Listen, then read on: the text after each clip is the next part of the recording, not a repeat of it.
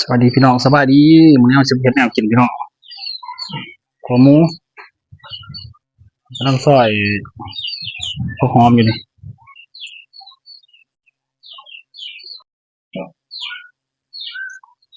กำลังซอยหอมสิไปขัวใส่หมูอยู่พี่น้องเอามาปนกันเอาไปใส่ก่อนขัวใส่หมูเดี๋ยวหมูข้างในเอาขัวไปก่อนเด้อตอนนี้เอาไข่มันก่อนอืมสุกแล้วเดี๋ยวหอมมาใส่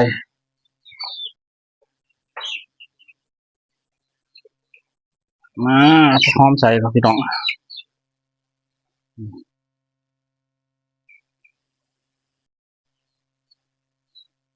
นี่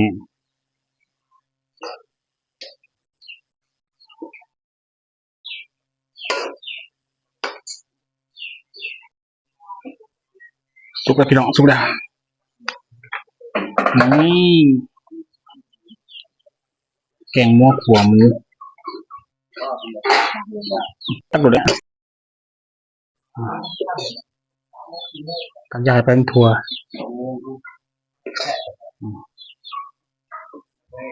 ง่ายๆพี่น้องอาหารการกินเท่านั้น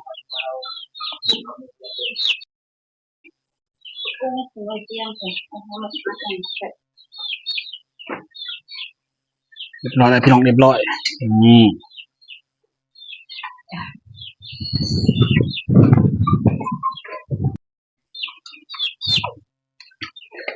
แล้วพี่น้องเด้อให้เข้ากันเด้อบ่าวหมอยกินบ่าวหมอยพี่น้องมานี่ค่ะก็ยังไงมันใช่ไหมคะบะหมี่ขัวหมูพี่น้องขัวหมู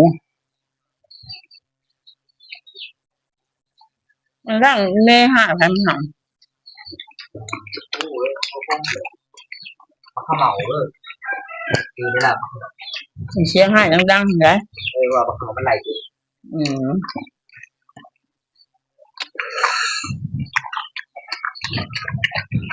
ไปทำกระแสบ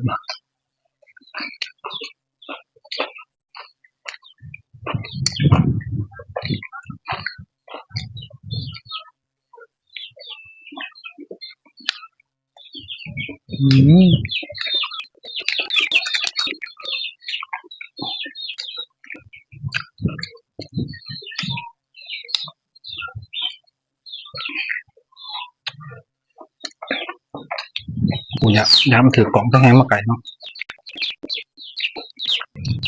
โอ้ยโอ้ยเนี่ย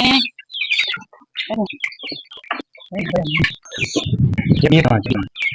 จะขวานกูใส่เลยกี่มาพี่น้องเอ้ย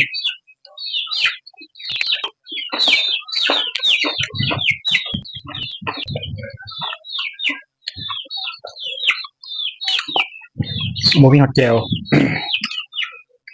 พี่กระเบิดพี่น้องเอ้ยเพื่อกระเบิด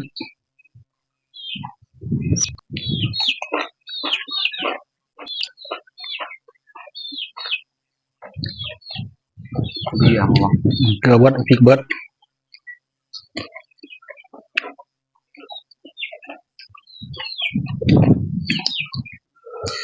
ใส่แปลก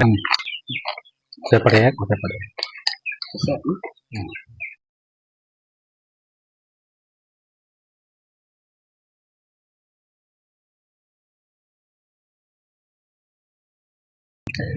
เข้ามาก็จะเดินกดไลค์กดแชร์ด้วยพี่น้องเด้อกดติดตามพร้อม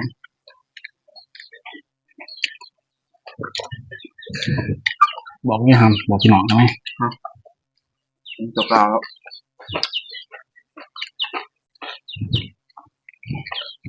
น้องมาใส่หลังกินน้ำยิ้มไม่แท้คือเห็นพ่อแม่ในตุ๊กนะมันแม่เด้อตุ๊กน้ำนะยังมองอีกเจอจังหน่อย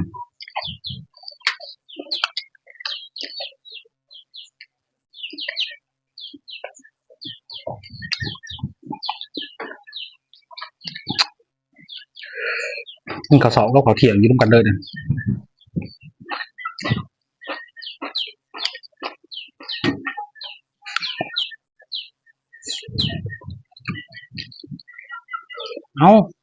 เอานี่แม่ได้ไหม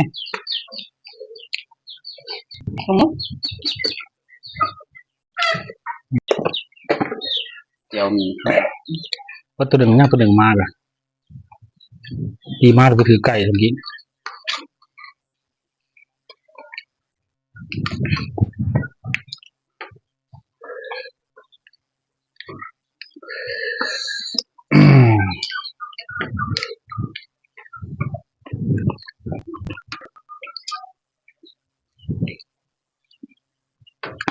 แช่ดูห่าง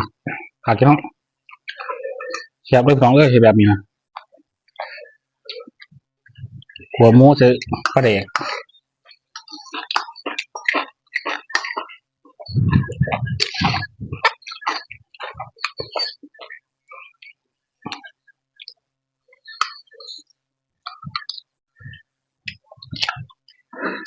ใช้น้ำปลาแดกแซ่บกว่าใส่เกลือไปจักเนาะ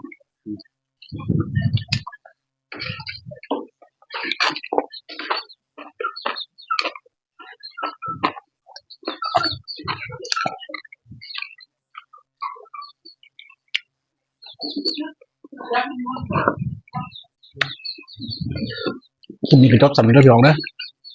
เดี๋ยวเอาไว้กินร้านนี้พอทำไมพี่น้อง เจอกันคลิปหน้า บ๊ายบายพี่น้องนะครับ บ๊ายบายเนาะพอกันคลิปหน้า